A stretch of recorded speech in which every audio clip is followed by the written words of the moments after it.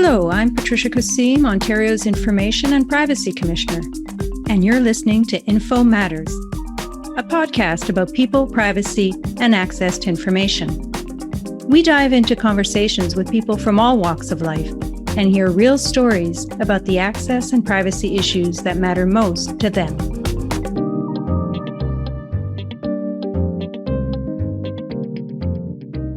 Welcome to a special retrospective episode of Info Matters. As we close out Season 3, we're taking time to reflect on some of the most noteworthy conversations we've had with various guests on the show.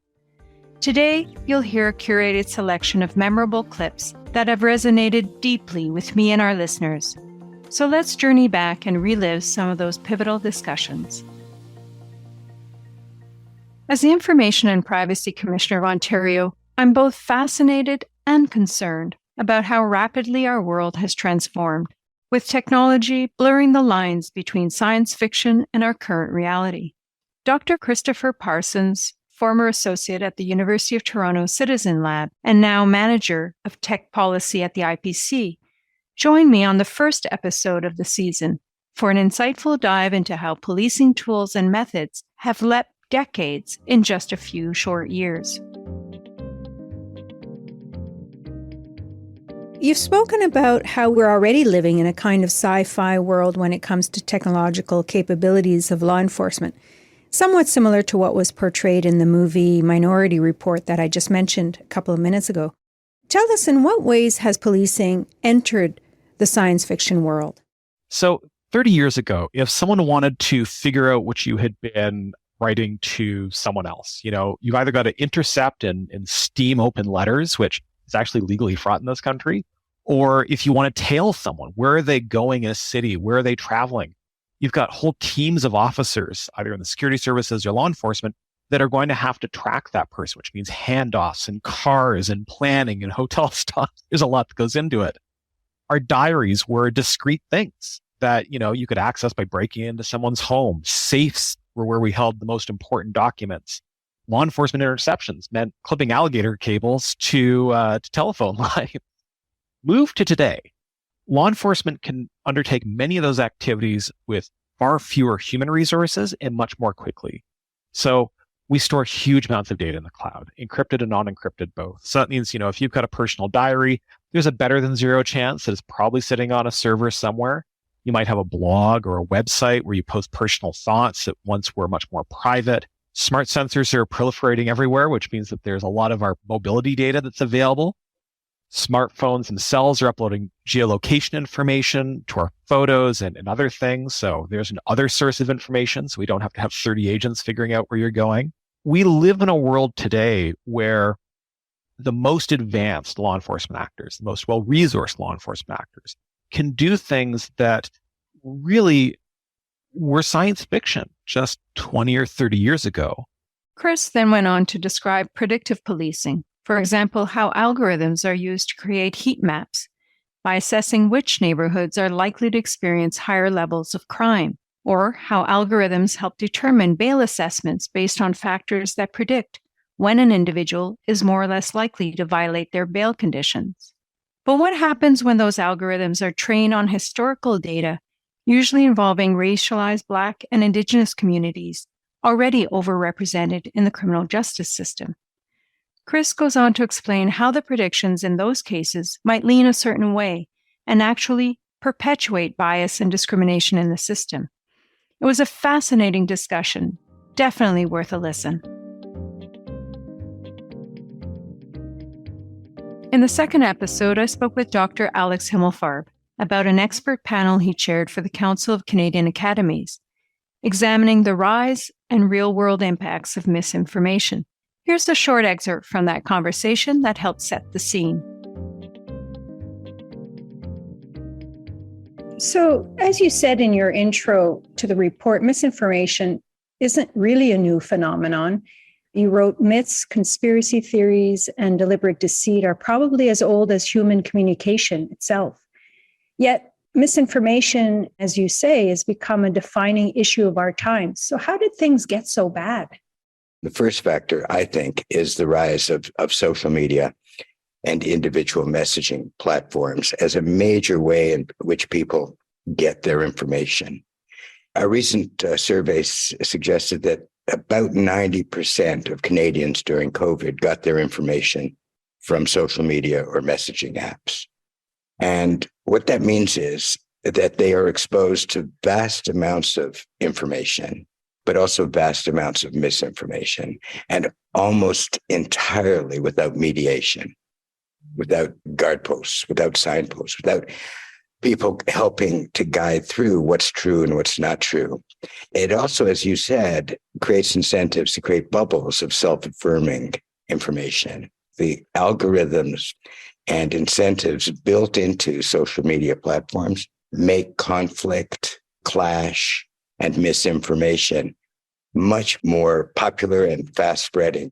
Add to that the second big factor, which is decades of declining trust in public institutions and government, but also in the media and in universities and private institutions as well. There's just a declining trust in one another, a declining social trust, as well as a declining political trust. Research shows that people haven't really lost trust in the concept of science. What they've lost trust in is the institutions they used to rely on to get scientific information. So they don't believe government the way they used to. They don't believe public agencies the way they used to. They don't even believe universities the way they used to. And media people will tell you they don't believe mainstream media the way they used to. I then went on to ask Dr. Himmelfarb what governments can do to address the flood of misinformation out there and help fix the public trust deficit. So it's interesting because you were saying one of the antidotes to misinformation is to encourage a plurality of sources of information and countervailing information. I want to know what the panel found, but also from your own personal experience, having worked in senior public service for over 30 years, having served 3 different governments.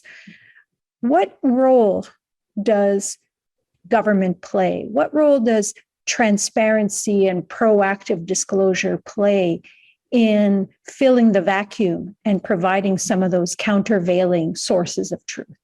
I think that's a really important point, especially for the Information and Privacy Commissioner. But in a time of misinformation where there is no trust, not revealing just intensifies the pressure to come up with explanations, feeds conspiratorial thinking.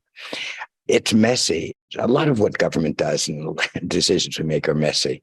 And sometimes when we expose them, we get hit for it. But we get hit even harder if we hide it.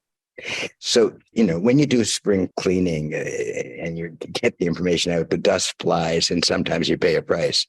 But if you don't clean, things are much worse. And so it'd be naive to think that exposing our information will build trust overnight. In fact, it creates doubts as well. But nothing is worse than hiding the truth. So I think government has a huge role in being proactively transparent and relying less on freedom of information requests. In episode 3, I sat down with Philippe Dufresne, Privacy Commissioner of Canada. He and I had a chat and exchanged insights into our respective mandates and our strategic priorities. We talked about the challenges our offices face, particularly some of the concerns arising from technological advancements, their implications for people's privacy, and the urgency to establish proper guardrails for responsible use. And I guess I want to know candidly from you, what keeps you up at night about all of this? Great question. And I think in terms of what keeps me up at night, it's interesting. I would say I don't think they keep me up at night. I sleep very well. I'm grateful for that. But they keep me perked up during the day. I think I would answer that question with that slight twist. And really what keeps me perked up during the day is for the moment, the 3 sort of operational priorities that I have as my focus. One is the accelerating pace of technology, in particular generative AI, and all that it can do, both good and in terms of risks to privacy. So that is something that is I'm very much focused on, wanting to make sure that we can keep up with that we can stay ahead of that in terms of regulators, principles, making sure that we can highlight what the guardrails should be. This conversation between Philippe and I was just one of many more we've had since to discuss how our offices can work closely together, along with our other federal, provincial, and territorial colleagues from across the country, to tackle the many privacy and access challenges that cross jurisdictional boundaries. We went on to adopt 4 FPT resolutions in 2023, ranging from access to information, employee privacy, best interests of the child, and generative AI. Probably, I'd say, one of our most productive and prolific years ever as an FPT community. As director of the McGill Center for Genomics and Policy, Dr. Bartha Maria Knoppers is a true luminary in the field of health law and bioethics. I was honored to welcome Bartha as our 4th guest this season. Bartha and I talked about the clinical use of genetic information to discover actionable, treatable diseases, including through newborn screening programs, and the right of the at-risk child to be found. We also spoke about the importance of biobanks for health research. We talked about the individual right to privacy, but also the responsibility to act in solidarity with other citizens, and the necessary conditions for building public trust. Have a listen.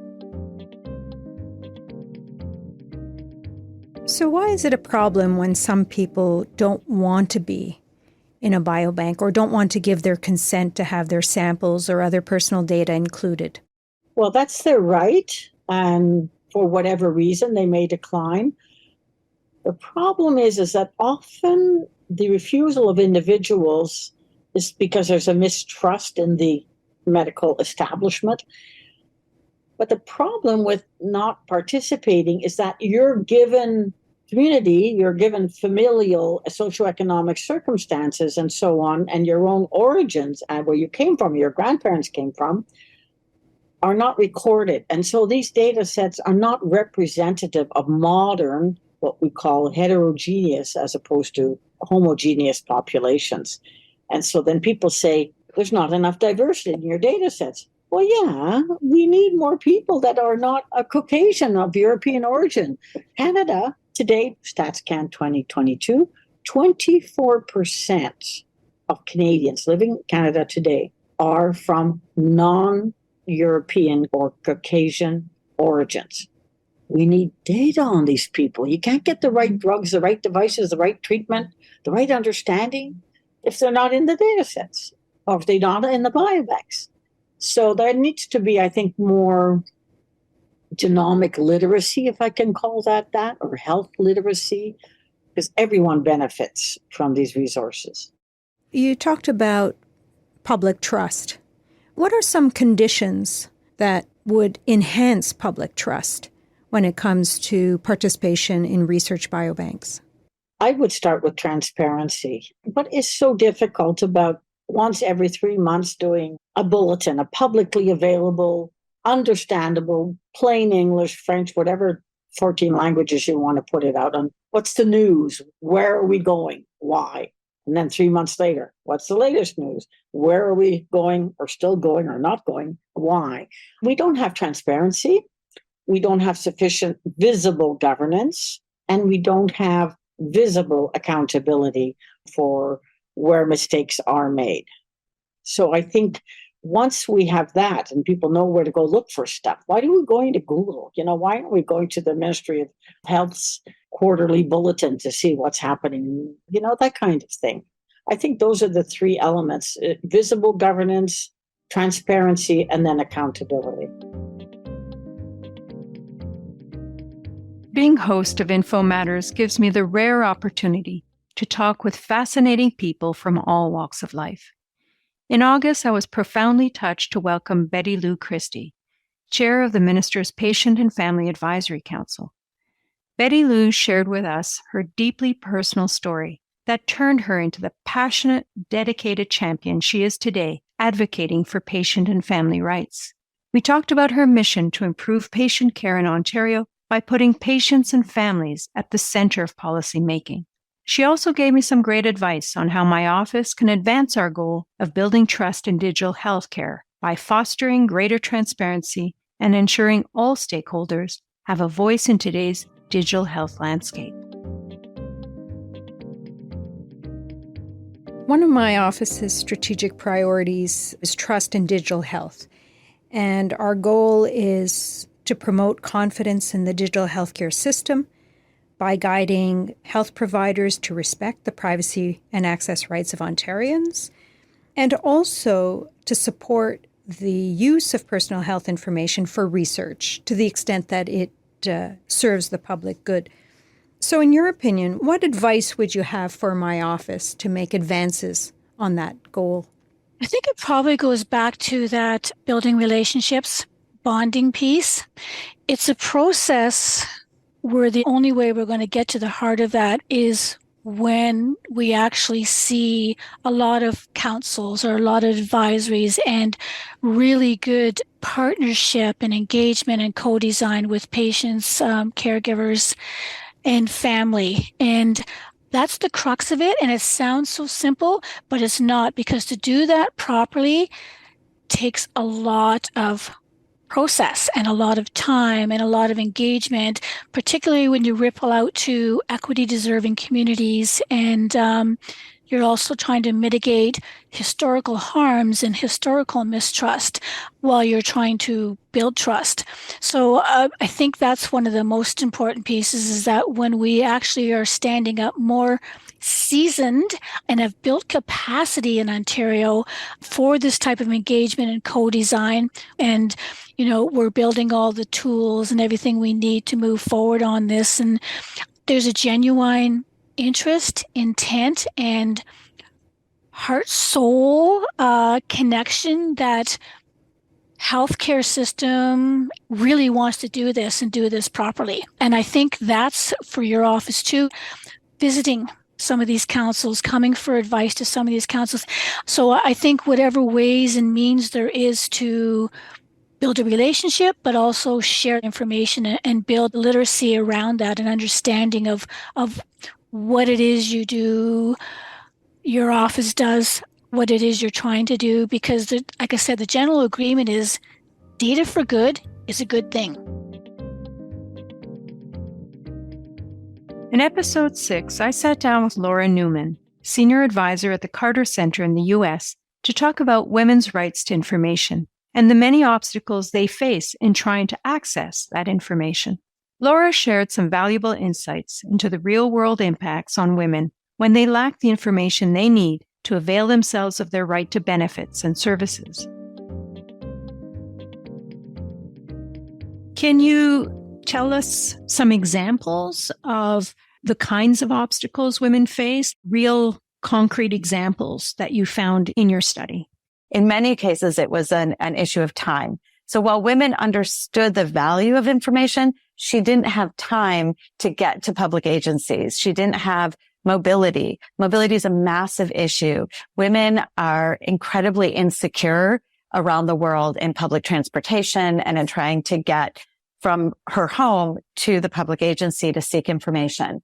There was also issues of a lack of awareness. Women didn't know about this right. They didn't know how to ask for information. And then just a host of normative and cultural issues. So it wasn't appropriate for women to be asking questions of men. It wasn't appropriate for women to be going and seeking information. There was also issues of fear, where women were just afraid. They were afraid to go to the public agencies. They weren't welcomed. We saw our researchers who we put in public agencies, over 130 agencies, and they visited each one 3 times on 3 different days, 3 different weeks. They saw women trying to come in and get information, to get services, and they were often ignored. They were derided. Why would you want this? Why do you need information? Who are you to be asking me for information? And so once that happens, the opportunity for women to go back is going to be pretty limited. I then asked Laura whether these obstacles are specific to developing countries or if we're seeing some of them play out closer to home. Laura spoke about a much more generalized phenomenon. She talked about the expansion of their Inform Women, Transform Lives campaign that now involves over 36 major cities around the world, including several U.S. and European cities. Notably, no Canadian city has yet signed on, but hopefully that will change after hearing more about this exciting and critically important campaign. The campaign is based again on this idea that women aren't getting information, and because of it, they're not getting their rights. They're not being able to benefit from the services that in this case, municipal governments provide. So each city identifies a service that they have that they believe would be transformative. It's a service that if women had access to would be life-changing for her family, for her community. They identify that service. They identify the target population of women. In some places, it's just whoever lives in their jurisdiction. In other places, they focused on younger women. Some have focused on older women. Some have looked at socioeconomic disparities, but they identify their target population of women, and then they use information as a bridge. So we have this awesome service. We have these women who need it. How can we get that to them using information, raising awareness of the type of services that are being provided, where to go to get it, what are the requirements for application, how long does the service last, what happens if you don't receive it. All those pieces of information are exactly what the right to information is about. It's just really getting that meaningful information into the hands of women and then seeing what happens. And it's been unbelievable. We've had incredible success stories coming out of these cities, and it's just being intentional. It's being innovative, and it's being intentional, and it's being committed. Jason Besner, cybersecurity expert and director of partnerships at the Canadian Centre for Cybersecurity, joined me for episode 7 of the season. Jason shared some of the concerning trends we're seeing in cybersecurity and also some of the practical strategies for organizations and individuals to navigate the ever-expanding digital frontier. Our exchange serves as a reminder of the importance of vigilance, preparedness, and collaboration in the face of cyber threats that impact all of us. In very simple terms, Jason, why does cybersecurity matter? Cybersecurity matters because it's a greater risk than most people realize, both to the personal information and to organizational information and to the critical services on which we rely. It matters because there are constant attempts and malicious actors looking to breach our systems, looking to steal information, whether it's through impersonation, through fraud, through cyber attacks. This is a very lucrative business. It is generating a lot of money. It has grown into a very sophisticated business. There's an entire underground marketplace where you can hire people to do this kind of work. So it's a big concern because, as you said, one attack getting through can be absolutely devastating for an organization. If I can just give you a quick number of detected incidents and reported incidents, that are about 2,000 in 22-23. And on average, we block up to 5 billion malicious attempts on Government of Canada systems a day. So roughly about a 1 billion to 1 win-loss ratio. But that one can absolutely wreak havoc on an organization, not only on its current business, but its future business, its reputation, and on all of the data that it holds on its clients and partners. I want to turn now to focus in on individuals, people like you, me, people listening to this podcast.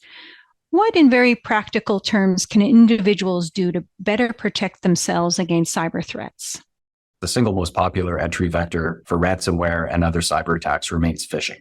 So that is using an email or communication designed to trick the recipient into clicking a link or downloading an attachment that will introduce malware into the system. So the way that phishing succeeds is by catching someone off guard, catching someone distracted. We saw an explosion in these attempts during the pandemic, because certainly threat actors knew we were working from home. We were juggling a lot of things. People were concerned. And so you saw an increase of this, and you saw individuals or users that wouldn't normally click on something, click on it because they were doing too many things. So that's the advice that I would give, is think about how you're receiving communication and how maybe a partner with whom you have business or you have a personal relationship would be asking you for information. Does your bank normally ask you to provide this type of information in this medium? Do you normally get a text from the Canada Revenue Agency asking you to verify credentials? These are not typical ways that mature organizations will act or try to receive information. There are certain red flags, no matter how well written or how well crafted it is. If it doesn't feel right, ask questions and investigate. If you're working for an organization, report it to your IT department. Ask them to take a second look at it, and because it looks suspicious. The other thing that I would point Canadians to is all the resources at getcybersafe.gc.ca. These resources are really designed for anybody to be able to use and to adopt into action. And as I said before, the basics will thwart the majority of malicious cyber attempts. So this is how to use your mobile phone securely, using a VPN to encrypt your traffic if you're traveling instead of using public Wi-Fi, for example, paying attention to where you download your apps from to making sure that they're secure, making sure that you don't say no when an app asks you to use multi-factor authentication. These are all very user-friendly guides that can take you through the basics and really just make you a harder target. The great mass and the great volume of these attacks are not terribly sophisticated. So with these few steps that you can take to protect yourself, you just want to encourage an actor to move on.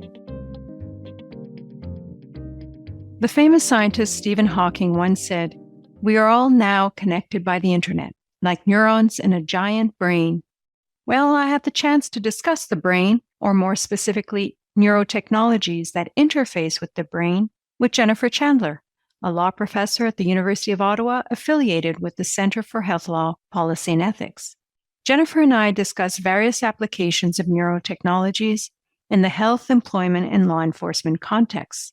We talked about some of the amazing benefits, but also some of the significant legal, ethical, and privacy issues these give rise to.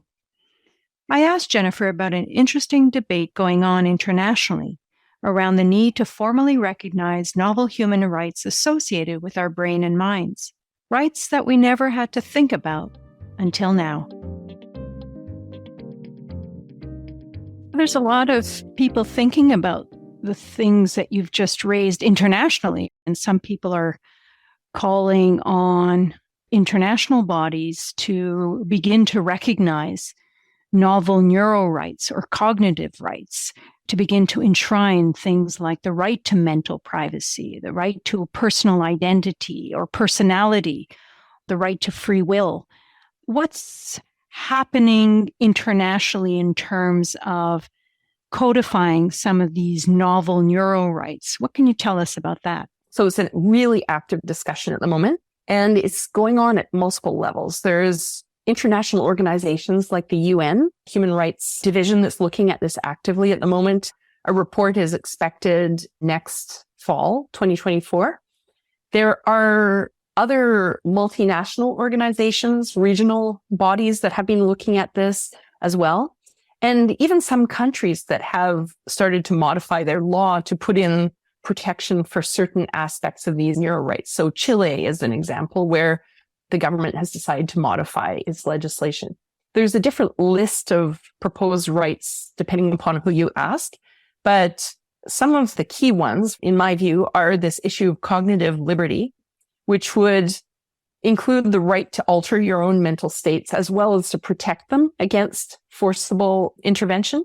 Another key proposed novel neuro right is this mental privacy issue, and that would be to protect the privacy and integrity of brain data and mental experiences associated with it. Another big right that's mentioned is fair access to the kinds of brain interventions or augmentations. And the concern here is that some people will have access to neuro enhancements, others not, and this will exacerbate inequality that already exists in the world. So these are three key ones that are being discussed.